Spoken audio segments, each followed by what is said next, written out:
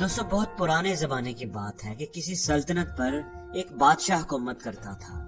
وہ بڑا سمجھدار، رحم دل اور اپنی رعایا کا خیال کرنے والا تھا۔ اس کی رعایا بھی اس سے بہت خوش تھی۔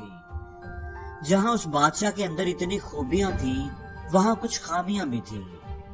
اس بادشاہ کی ایک آنکھ نہیں تھی، یعنی ایک آنکھ سے وہ کانا تھا، اور اس کی ایک ٹانگ بھی کسی جنگ کے دوران کٹ گئی تھی۔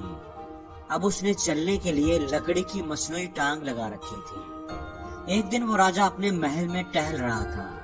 ٹہلتے ٹہلتے وہ اس بڑے سے ہال نما کمرے میں پہنچ گیا جس کی دیواروں پر اس سے پہلے گزرے ہوئے تمام بادشاہوں کی تصویریں لگی ہوئی تھی۔ وہ جب بھی ان تصویروں کو دیکھتا اسے اپنے خاندان پر فخر محسوس ہوتا۔ ان تصویروں کو دیکھتے دیکھتے اس کے ذہن میں خیال آیا کہ ایک دن اس کی تصویر بھی تو اس دیوار پر لگنی ہے، لیکن اس کی تو ایک آنکھ ہی نہیں اور ایک ٹانگ سے بھی وہ معذور ہے، تو پتہ نہیں لوگ اس کی تصویر کس طرح کی بنائیں، وہ تو بڑا بدصورت لگے گا۔ تو کیوں نہ وہ اپنی زندگی میں ہی اپنی کوئی اچھی سی تصویر بنوا جائے۔ یہ سوچ کر اگلے دن اس نے اپنے دربار میں اپنی سلطنت کے بہترین تصویر بنانے والوں کو اکٹھا کیا اور ان سے اپنی تصویر بنانے کے لیے کہا، آپ میں سے جو بھی میری خوبصورت اور شاندار تصویر بنا سکتا ہے وہ آگے آئے۔ جو جتنی خوبصورت تصویر بنائے گا اسے اتنا ہی زیادہ انعام دیا جائے گا۔ اب راجہ کی بات سننے کے بعد سب مصور سوچنے لگے کہ راجہ تو کانا اور لنگڑا ہے، اس کی خوبصورت تصویر کیسے بنے گی، اور تصویر اگر خوبصورت نہ بنے تو ہو سکتا ہے راجہ غصے میں آ کر انہیں کوئی سزا بھی دے دے۔ یہ سوچ کر کوئی بھی آگے آنے کو تیار نہ ہوا۔ سارے مصور ہی کوئی نہ کوئی بہانہ بنا کر وہاں سے چلے گئے۔ صرف ایک بوڑھا مصور ہی وہاں کھڑا رہ گیا۔ بادشاہ نے پوچھا، کیا تم میری تصویر بنانے کے لیے تیار ہو؟ اس بوڑھے مصور نے حامی بھر لی، ہاں میں آپ کی ایک بہت خوبصورت تصویر بناؤں گا۔ بادشاہ کی اجازت ملتے ہی وہ اگلے دن ہی تصویر بنانے میں لگ گیا۔ کافی دنوں کی محنت کے بعد آخر وہ تصویر بن کر تیار ہو گئی۔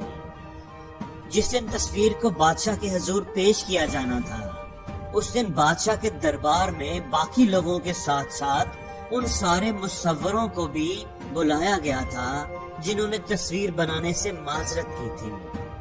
سب لوگ بے چینی سے تصویر کے دکھائے جانے کا انتظار کر رہے تھے۔ جب اس بوڑھے مصور نے تصویر سے پردہ ہٹایا تو بادشاہ سمیت سب کے منہ کھلے کے کھلے رہ گئے۔ تصویر بہت ہی خوبصورت بنی تھی۔ اس تصویر میں راجہ گھوڑے پر اس طرح بیٹھا ہوا تھا کہ اس کی ایک ہی ٹانگ نظر آ رہی تھی۔ اس کی کٹی ہوئی ٹانگ نظر ہی نہیں آ رہی تھی کیونکہ وہ گھوڑے کی دوسری سائیڈ پر تھی۔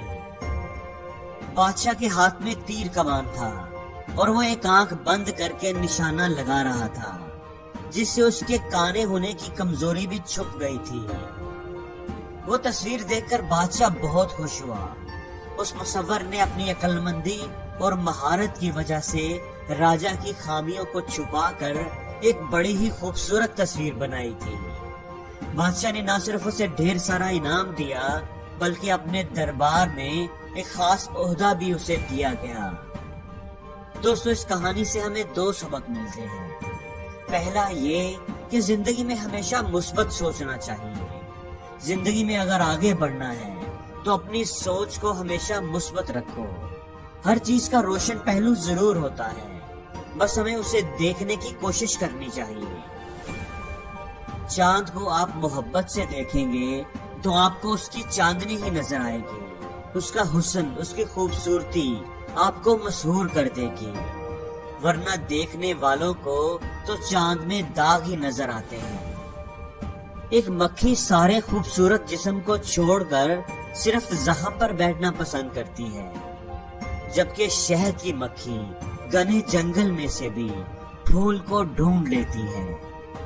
اس لیے دوستو زندگی میں اگر آگے بڑھنا ہے تو ہمیشہ مثبت سوچیں، شہد کی مکھی کی طرح ہر چیز میں اچھائی تلاش کرنے کی کوشش کریں۔ اور دوستو دوسری بات یہ ہے کہ دنیا میں کوئی چیز بھی ناممکن نہیں ہوتی، اس دنیا میں کوئی ایسا کام نہیں ہے جو کیا نہ جا سکے. کام مشکل ضرور ہوتے ہیں، لیکن اگر آپ ہار نہ مانیں اور کوشش کرتے رہیں تو ہر مشکل کا حل آپ کو مل جائے گا. اور زندگی میں ہر روز کچھ نیا سیکھو، نیا سوچو، نیا کرو.